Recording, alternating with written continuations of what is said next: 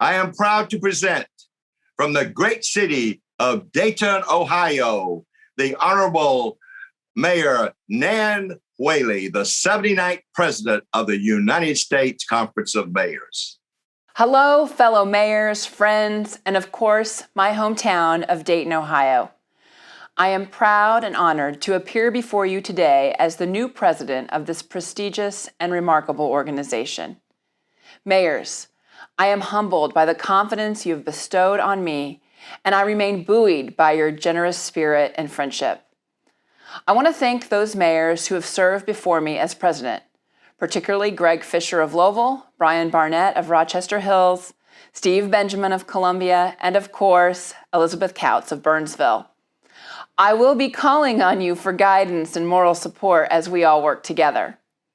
And I also want to recognize my fellow officers, Vice President Francis Suarez of Miami and Second Vice President Hillary Sheevy of Reno, as well as our entire elected leadership.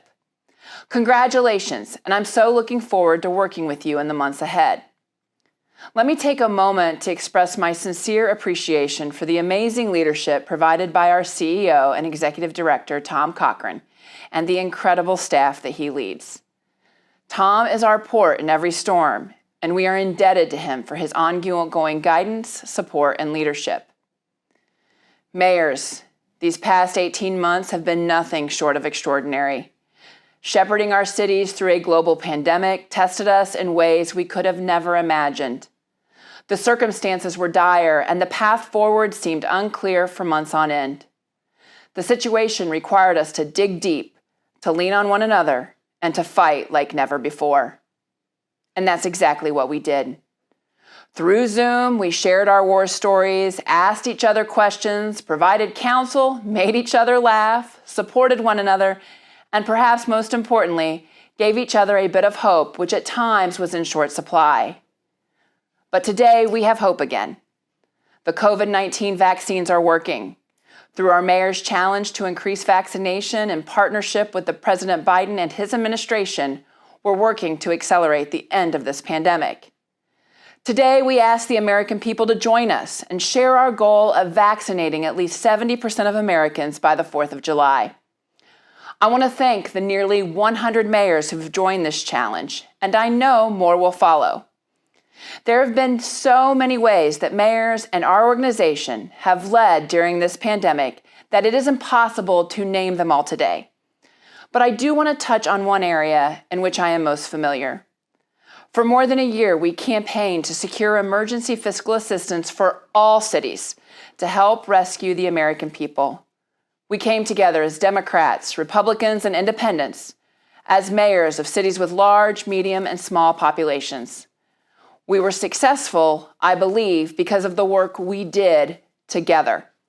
We found common purpose, shed party labels, and kept our eyes firmly on the task at hand. But our work is far from done. In the coming months, we have even more opportunity to deliver for the American people. First, we must remain focused on implementing and protecting the $65.1 billion in emergency fiscal assistance we secured for all cities through the American Rescue Plan. These resources are historic in their size and scope. That means it is incumbent upon us to lean forward with these funds to help those most impacted by the pandemic, address historic underinvestment in people and places, many of whom never recovered from the Great Recession of 2008, and make investments that can truly be transformative for generations to come. At the same time, we must do everything we can to pass President Biden's American Job Plan. Bold investments in the nation's infrastructure lead to good-paying jobs and life-changing opportunities. But the pandemic widened the opportunity gap for many workers. It is our responsibility to help close it. With so much on the line, the conference will continue to fight for an equitable recovery while addressing national, even global challenges. The American Job Plan must accomplish 3 objectives. First, this once-in-a-generation infrastructure plan must truly be comprehensive. That means roads, transit, water and wastewater systems, green energy, housing, community development, and much more. Second, This plan must support workers who have been left behind or not achieved their potential. Infrastructure must once again be for the middle class and for those who need it to make their daily lives easier. And third, building on the lessons of the American Rescue Plan, these funds must be localized and sent directly to America's cities, the form of government that is closest to the people.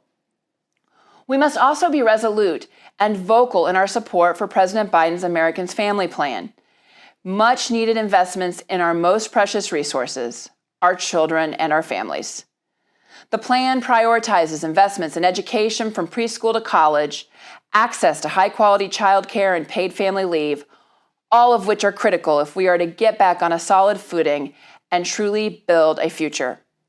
Now is the time to seize upon the progress we've made. We must ensure that all our residents, from those in our cities to those in our most rural towns, have access to resources that will bring them success. Finally, we must, with all our might, address the unrelenting and devastating surge in gun violence sweeping across our country. Now more than ever, we need to lean into this hard but necessary work. To be sure, the frequency of mass shootings is bone-chilling, but the extreme level of gun violence we are witnessing in our cities and suburbs day after day after day is just as unprecedented as it is preventable. Like so many of you, I have witnessed firsthand the trauma and pain this violence leaves behind. The lives lost, the families irrevocably broken, the constant nagging fear that it will happen again. We must do more, and we must demand that our federal lawmakers be part of the solution. This is personal for me. I am committed to doing all that I can as president of the conference to advance decisive action on gun safety legislation that protects all of our residents from these senseless acts of violence, including universal background checks and the closure of simple loopholes, a ban on assault weapons, and authorizing the issuance of the extreme risk protection orders. I beg you to join me in this fight. No one, whether one owns a gun or not, wants to lose a loved one to senseless gun violence. In truth, we are all in this together. We simply must find the trust to move forward and get something done. I will have more to say with greater detail on our strategy on these 4 key areas in the weeks ahead. But I want to conclude by sharing these thoughts. I could not be prouder of all that we have accomplished this past year.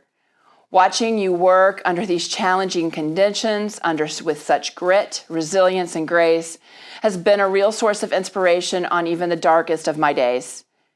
And through it all, you showed America what real leadership looks like. You stepped up. You leaned in. You redoubled your efforts. You solved problems. Because as we know, that's what mayors do.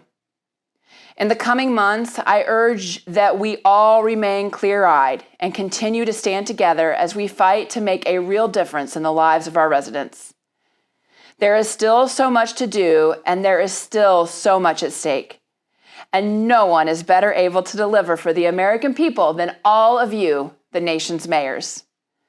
I really can't tell you how excited I will be to see each and every one of you and give you a big hug at our national meeting in August, this September, when we actually get to be together in person.